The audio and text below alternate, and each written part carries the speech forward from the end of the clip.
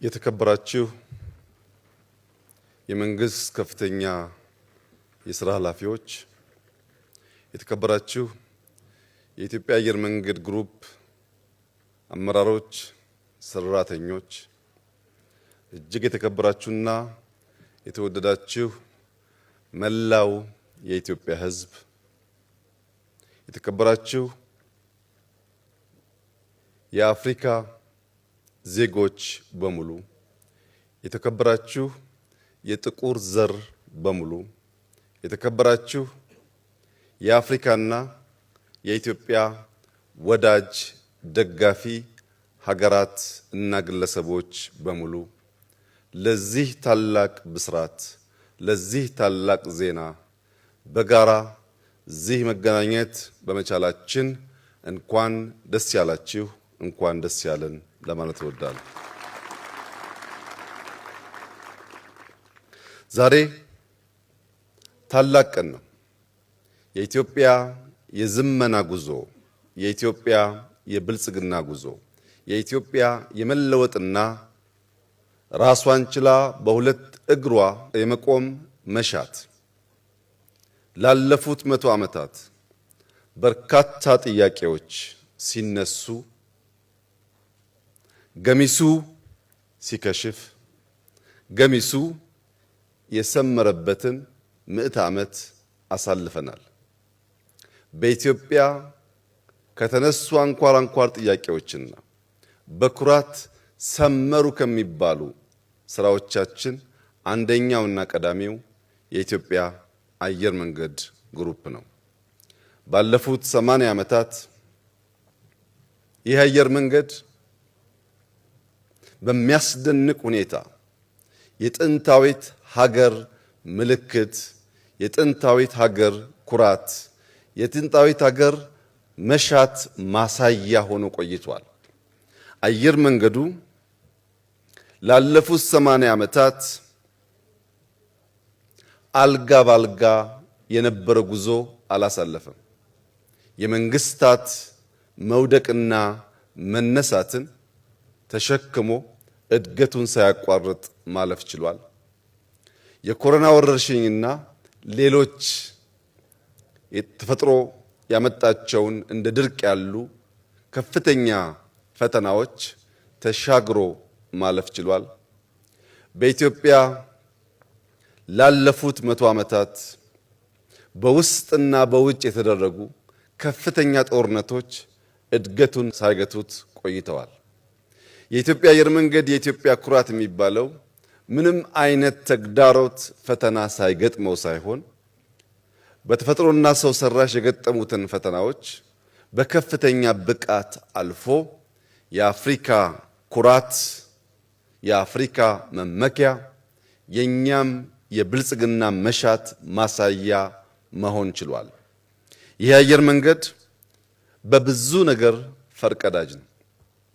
በአፈጣጠሩም በእድገቱም ፈርቀዳጅ የሚሰኘውን ክብር ለመጎናጸፍ የሚያበቁ ሂደቶችን አልፏል።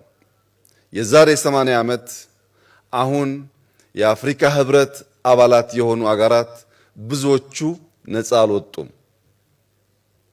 የአፍሪካ ሀገራት ነፃ ሳይወጡ ራሱን በአፍሪካ ግንባር ቀደም ኩባንያ አድርጎ ማቆም የቻለ ተቋም ነው።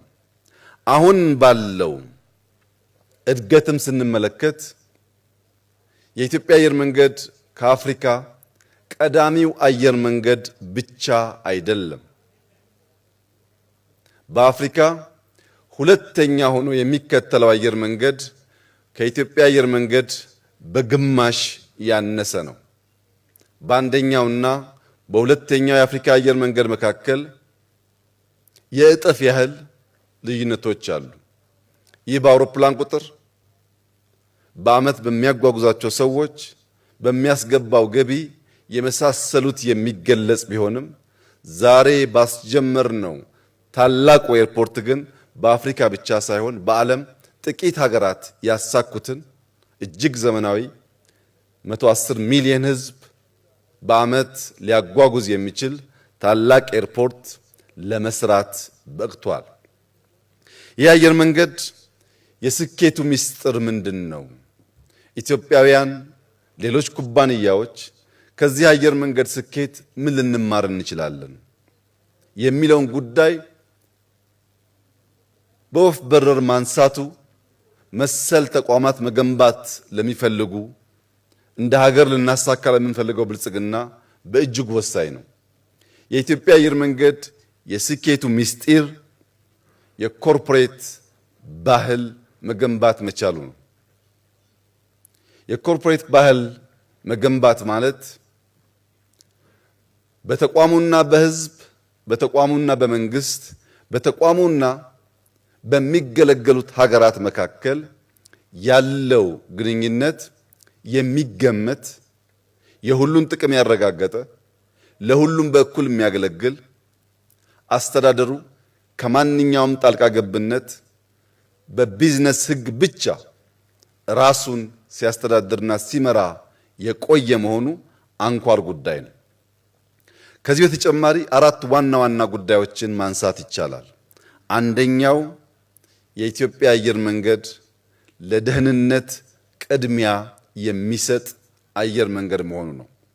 በዓለም ላይ ላለፉት 80 ዓመታት የዘለቁ ግዙፍ የአየር መንገዶችን ከኢትዮጵያ አየር መንገድ ጋር ብናወዳድር ከብዙዎቹ እጅግ ያነሰ በጣም ውስን ኢንሲደንት ከማጋጠም ውጪ ሰላማዊና ሴፍ የሚባል የአየር መንገድ ነው ሊባል የሚያስችል ውጤቶች ባለፉት 10 ዓመታት ማሳየት ችሏል። ሁለተኛው የኢትዮጵያ አየር መንገድ አመራሮች በፈጠራና በትጋት የሚሰሩ በ8 ሰዓት የቀን ስራ የማያምኑ ራሳቸውን እያደጉ ከዓለም የአመራር ብቃት ጋር ራሳቸውን የሚያስተካክሉ ግለሰቦች፣ ቡድኖች ባለፉት ዓመታት ባለፉት 10 ዓመታት ይህንን ተቋም መምራት በመቻላቸው ጭምር ነው። ሶስተኛው የኢትዮጵያ አየር መንገድ የኢትዮጵያን ባንዲራ ተሸክሞ ኢትዮጵያን የሚያሳይ መሆኑን የሚያምኑ የተደመሩ የሚተጉ ራሳቸውን እንደ ወታደር የሚያስቡ እጅግ የሚያኮሩ ሰራተኞች ያሉት ተቋም በመሆኑ ነው። የኢትዮጵያ አየር መንገድ ሰራተኞች ከሀገር መከላከያ ሚኒስቴር ወታደሮች ተለይተው አይታዩም። በየቀኑ የተሸከሙትን ፍላግ፣ የተሸከሙትን ሰንደቅ ዓላማ፣ የተሸከሙትን ባንዲራ አክብረው ኢትዮጵያን አክብረው ለሁላችን ኩራት ለመሆን በከፍተኛ ትጋት እኛ አውሮፕላን ላይ ስንተኛ ሳይተኙ ማለት ነው። በከፍተኛ ትጋት ያገለገሉ የሀገር ኩራት ሰራተኞች ያሉት በመሆኑ ነው።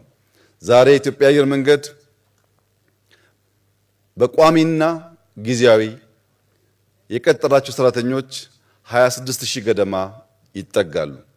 26000 ኮማንዶ ያለው ኩባንያ ነው ማለት ነው። አራተኛው ይህ ኩባንያ ሁሌ ተማሪ መሆኑ ነው። ሁላችሁም እንደምታውቁት አዲስ አውሮፕላን፣ አዲስ ቴክኖሎጂ፣ አዲስ ዕውቀት ዓለም ላይ ተፈጠረ ሲባል ያን ዕውቀት ለመገብየት ያን ዕውቀትና ያን አውሮፕላን አፍሪካን ለማስተዋወቅ ከማንም ቀድሞ የሚገኝ ነው። ከዚያ በተጨማሪ በጥገና በትምህርት ዘርፍ ያስገኘው ምርታ አስደናቂ ቢሆንም ከቅርብ ጊዜ ደግሞ ስፔር ፓርት ለማምረት ስራዎች ጀምሯል። በእነዚህ ባህሪያቱ ይህ የኮርፖሬት ባህል የገነባው የአየር መንገድ የተሳካ 80 ዓመት ተጉዟል። የሚቀጥለው 80 ዓመት ከባለፈው 80 ዓመት በብዙ መልኩ ይለያል። በአርቲፊሻል ኢንተለጀንስ የማንዘጋጅ ከሆነ አብዛኛውን የአውሮፕላን ተግባራት የሚፈጽመው ማሽን በሚሆንበት ሰዓት ይህንን ክብራችንን ይዘን መቀጠል አንችልም። ለዚህም የኢትዮጵያ መንግስት በሁለት አንጓ የተከፈለ ነገን መዋጀት የሚያስችል ስራዎች ጀምሯል።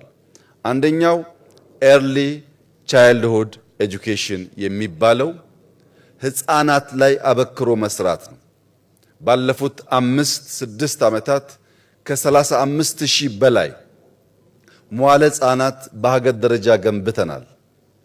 ባለፉት 5-6 ዓመታት ታዳጊዎች ህፃናት ፊዚካሊ የበረቱ ከጓደኞቻቸው ጋር የሚውሉ እንዲሆኑ በርካታ ግሪን ስፔስ ገንብተናል። በመዲናችን አዲስ አበባ ብቻ ከ1600 በላይ ትናንሽ ስታዲየሞች ልጆች የሚውሉበት ገንብተናል።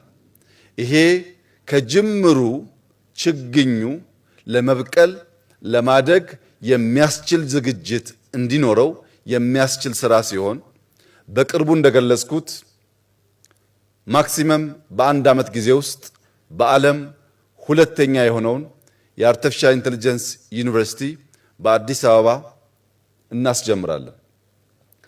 ታች ላይ የምንሰራውና በኤአይ የምንሰራው ስራ ሲደመር የኢትዮጵያ አየር መንገድ የሚቀጥለውን 80 ዓመት የሚገጥመውን አዳዲስ ዕውቀትና ፈተና ተጋፍጦ ለማለፍ ለመሻገር የሚያስችለውን ብቃት እንዲጎናጸፍ ያደርገዋል።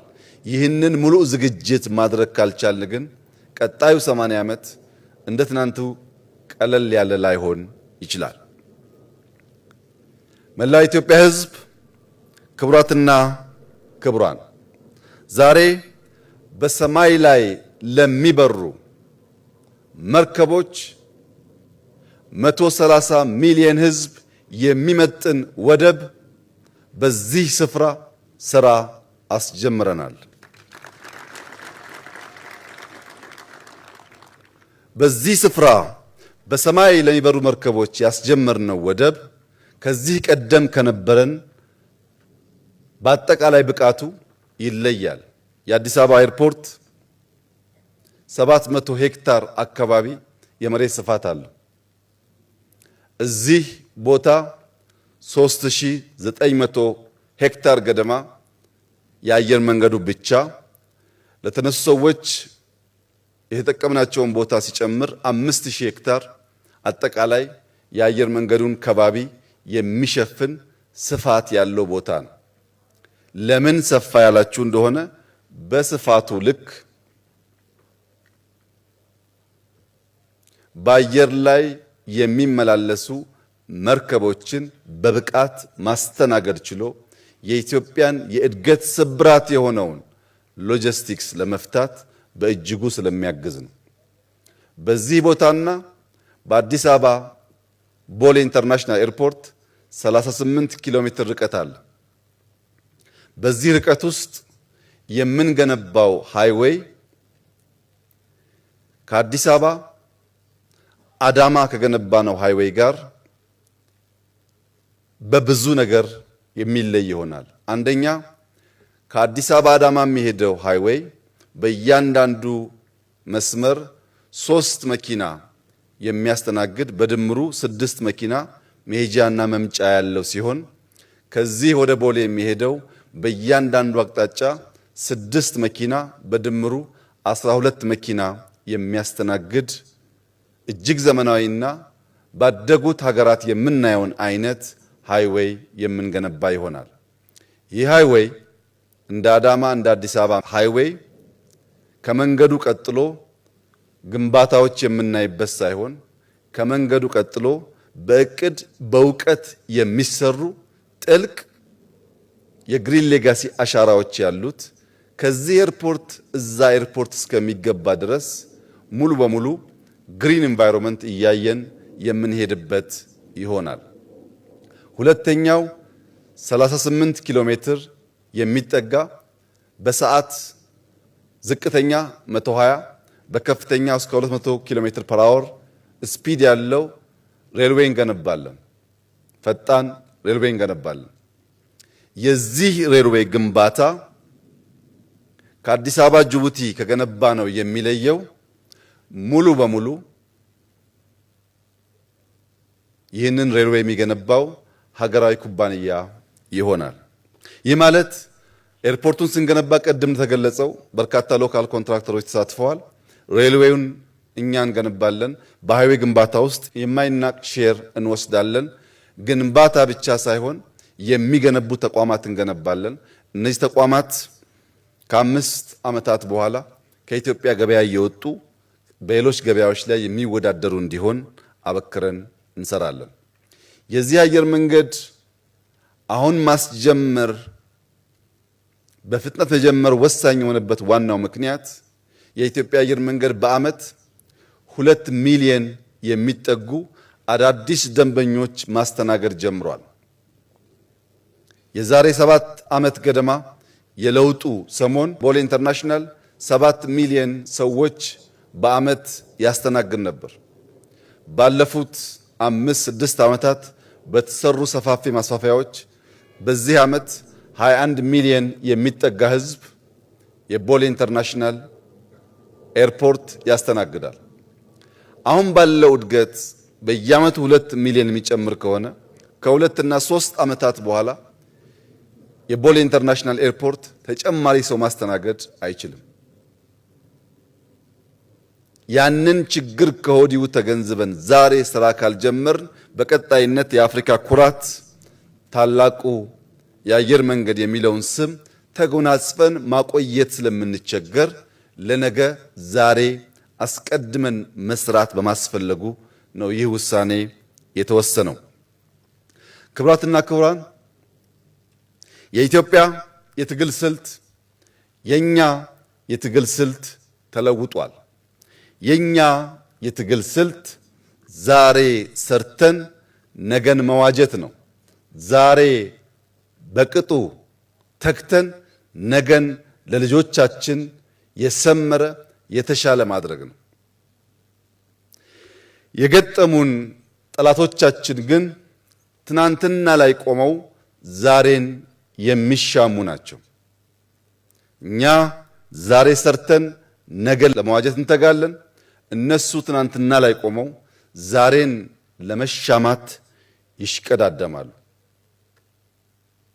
ከጅምሩና ከስልቱ እንደምትመለከቱት በተለያየ ሃይዌይ የምንጓዝ መንገደኞች ስለሆን ከመተላለፍ አልፈን አንዱ ለሌላው በተሟላ መንገድ እንቅፋት መሆን አይችልም።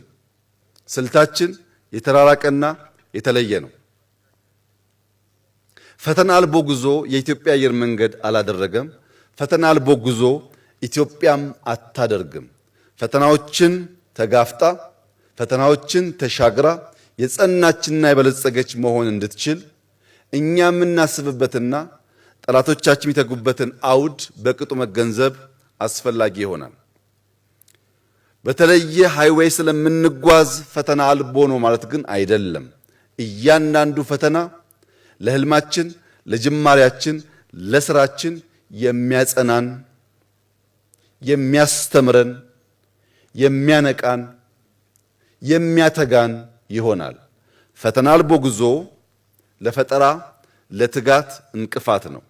እያንዳንዱን ፈተና በቅጥ ተገንዝቦ ወደ እድል መቀየር የሚያስችል አውድ ከፈጠርን ግን የምንጎዳበት ሳይሆን የምንሻገርበት ይሆናል።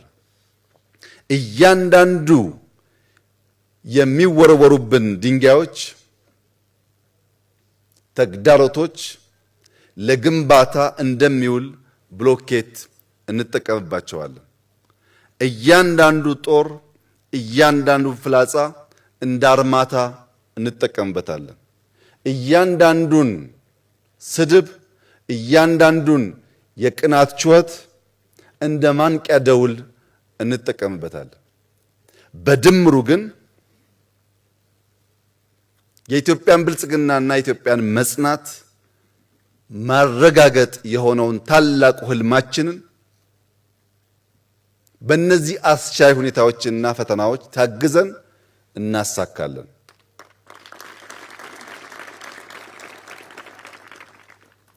በሀገራችን አንድ አባባል አለ።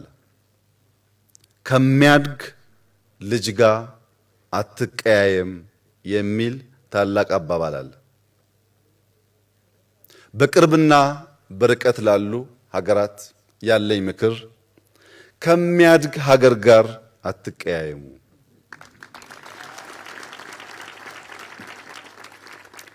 ይህ የሚያድግ ሀገር ነገ የሚታደጋችሁ ስለሚሆን ከወዲሁ እያደገ ያለ ለማደግ ህልም ያለው የጠራ ሐሳብ ያለው ሐሳቡም በልዩ ልዩ ስራዎች ተፈትነው በተግባር የታዩ መሆኑን ተገንዘባችሁ ከሚያድግ ሀገር ጋር ላለመቀያየም ራሳችሁን ምከሩ፣ ራሳችሁን ገስጹ ማለት እፈልጋለሁ።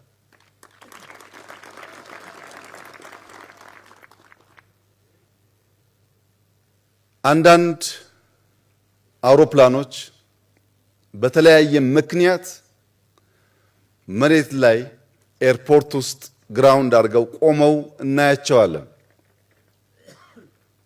የኢትዮጵያ አየር መንገድ አውሮፕላኖች ቦሌ ብትሄዱ ለተወሰኑ ሰዓታት መሬት ላይ ቆመው እናያቸዋለን። ያ ግን የአውሮፕላን ተፈጥሮ አይደለም። የአውሮፕላን ተፈጥሮ በሰማይ ላይ መብረር ነው። በመሬት ላይ የቆመን አውሮፕላን ስትመለከቱ የገዘፈ ለመነሳት እንኳን የሚቸገር ይመስላል። መሬት ላይ የቆመ አውሮፕላን ተነስቶ ለመብረር መጀመሪያ የሚገፋው መኪና ሁሉ ይፈልጋል። ተገፍቶ መስመሩን ከያዘ በኋላ መሬት ላይ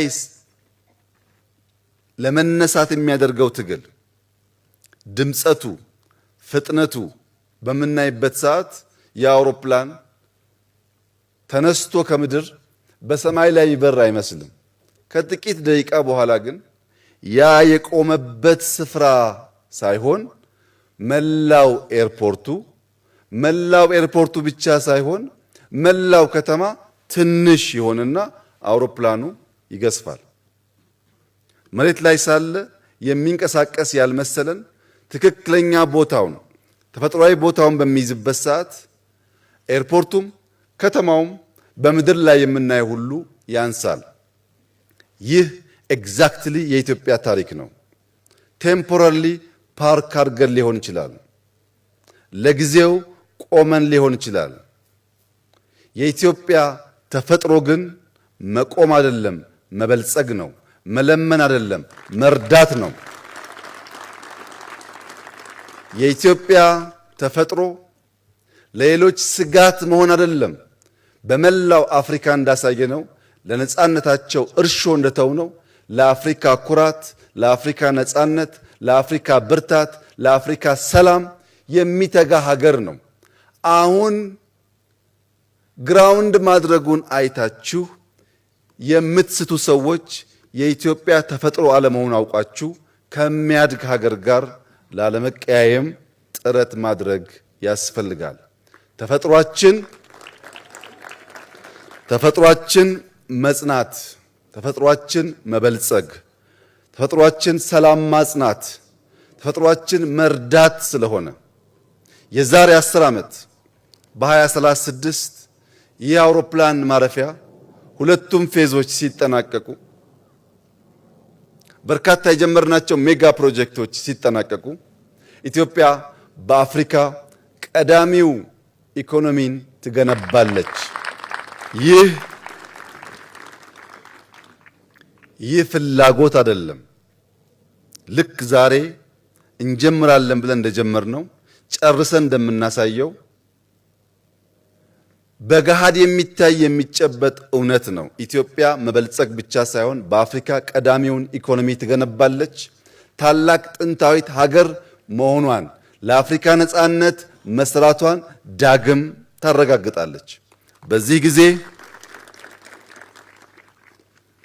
ጊዜ ልጆቻችን ትናንት እንዲህ ስታደርጉን ነበር እንዳይላችሁ አስተላለፋችሁን ማስተካከል አስፈላጊ ይሆናል። በመጨረሻም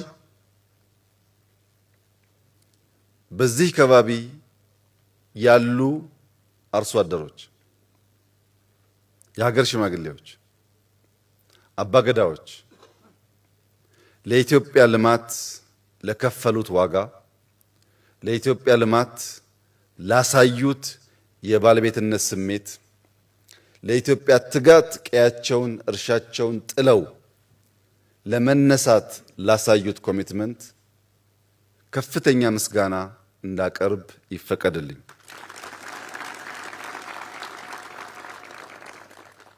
የኦሮሚያ ክልላዊ መንግስት 5000 ሄክታር ለሚጠጋ ለዚህ መሬት አንድም ብር ሳያስከፍል ሊዝ ሳያስከፍል ይህንን ልማት በመጋበዙ በመደገፉ አብሮን በመምራቱ ከፍተኛ ምስጋና እንዳቀርብና ሌሎች ክልሎችም ሜጋ ፕሮጀክቶች በሚመጡበት ሰዓት የእናንተን ኃላፊነት ተወጣችሁ ለቴምፖራሪ ጌይን ለሊዝ ሳይሆን ለዘላቂ ጥቅም መስራት በአርያነት በትምህርት ይህንን ፕሮጀክት እንድትወስዱ አደራ ማለት እፈልጋለሁ።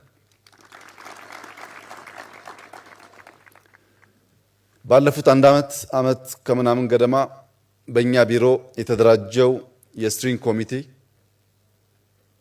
የኢትዮጵያ አየር መንገድ ግሩፕ ቦርድ አባላት፣ የኢትዮጵያ አየር መንገድ ግሩፕ አመራሮች በሙሉ ከዚህ የሚነሳው አርሶ አደር እንደ ከዚህ ቀደሙ ተፈናቅሎ የሚለምን የሚወድቅ እንዳይሆን ይህ ፕሮጀክት ለእያንዳንዱ ለከባቢ ነዋሪ በረከት ብሌሲንግ እንዲሆን አርሶ አደሩ የሚማረር የሚያለቅስብን ሳይሆን እንባውን እየረጨ የሚያመሰግን ፕሮጀክቱን የሚጠብቅ የሚደግፍ እንዲሆን ለማስቻል የእያንዳንዱ አርሶ አደር መኖሪያ ቤት፣ መንደር፣ የወደፊት የሥራ ሁኔታ የተገነባበት መንገድ እጅግ አስደማሚ፣ አስደናቂ ትምህርት ሊወሰድበት የሚገባው ጉዳይ ነው።